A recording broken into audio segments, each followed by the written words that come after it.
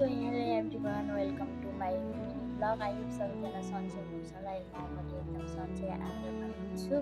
आजको blog start चाहिँ मेरो रुमबाट छ। रुमको हालत चाहिँ यस्तो छ, लथालिङ्गै छ। रुम यस्तो फोहोर छ, उसले फोहोर गरेको, किनकि उसको आज स्कुल बिगाएको छ अनि त्यही भएर जाउँ लागेर उसले ल्यापटप हेरेको छ। रुम यस्तो छ। रुम यस्तो हुनको कारण किन हो भने है, किनकि रुम सफा गर्ने म मात्रै भए, फोहोर गर्ने धेरै छौँ भनौँ होइन। एउटाजनाले सफा गरेपछि अरू फोहोर भइहाल्छ नि त, किनकि आजभोलि हाम्रो रुममा मान्छे पनि धेरै नै छौँ। आज बाबुको स्कुल बिदा छ। आजभोलि खोइ के हो, काठमाडौँतिर एकदम पानी पर्ने, हावाहुरी लाग्ने भइरहेको छ।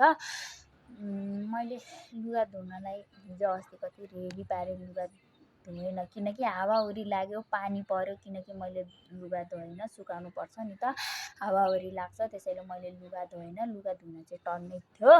सो केही छैन, बिहान उठेँ, घाम लाग्ला जस्तो भयो, मैले लुगा भिजाएँ अनि त्यसपछि मैले खाना बनाएँ। अनि मैले र छोरीले खाना खायौँ। दाइको छोरा हो नि त, ऊ र म बस्छौँ नि त रुममा। अनि खाना खायौँ, उसले चाहिँ ल्यापटप हेर्न बस्यो, म चाहिँ एकछिन भ्लग बनाऊ कि भन्ने आजदेखि स्टार्ट गरेको छु। सो के हुन्छ हेरौँ। लुगा धोएर चाहिँ मैले राखेँ, लुगा भिजाएको पनि छु, आधी धोएर मैले सुकाएको पनि छु। खै आजभोलि घामै लागेन, लुगा धुनलाई एकदम रेडी भयो, तर घाम लागेन। मैले लुगा धुन छोडेँ, धोएन। भोलि धुन्छु भन्न आज अलिअलि घाम लागेको छ। सो केही छैन, मैले लुगा धोएँ, आधी धोएर राखेको छु, आधी भिजाएको नै छु। तर कतिखेर घाम लाग्छ, कतिखेर घाम लागेको छैन, हावा पनि लागेको छ, बादल पनि आएको छ। सो केही छैन, लुगा सुके भइहाल्यो। मैले पनि ननुहाएको 1 हप्ता भयो, 7 दिन भयो। आज नुहाउँला भोलि नुहाउँला भन्दा हावाहुरी पानी परेर नुहाउन जो चिसो नै लाग्यो, मैले नुहाएन। आजभोलि गर्मी चाहिँ अलिअलि थियो नै, तर पानी आएर चाहिँ हल्का चिसो जस्तो भएर चाहिँ मलाई मात्रै हो कि सबैलाई हो, मैले हुडी चाहिँ लगाएको छु। सो केही छैन।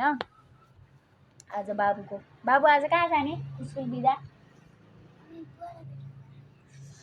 उसको बुवालाई भेट्न जाने रे, किनकि हाम्रो घरमा दाइ बिरामी हुनुहुन्छ नि त। दाइको अपरेसन सफल भइसक्यो।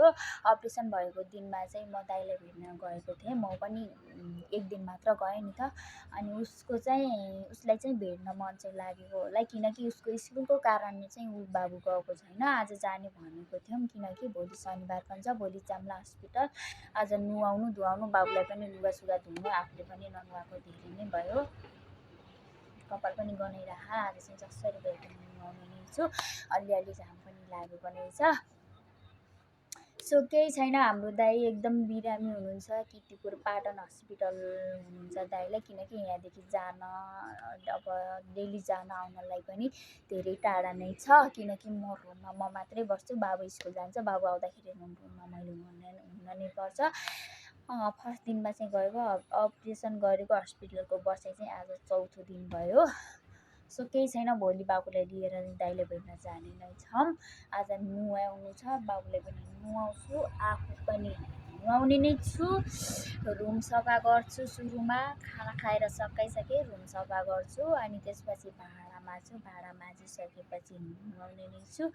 अब आज बाबुको स्कुल बिदा छ नि त, उसलाई पनि अब रुममै बस्ने अलिकति झ्याउ लाग्छ, अनि उसलाई लगेर एकछिन बाहिर जाने नै पनि छु।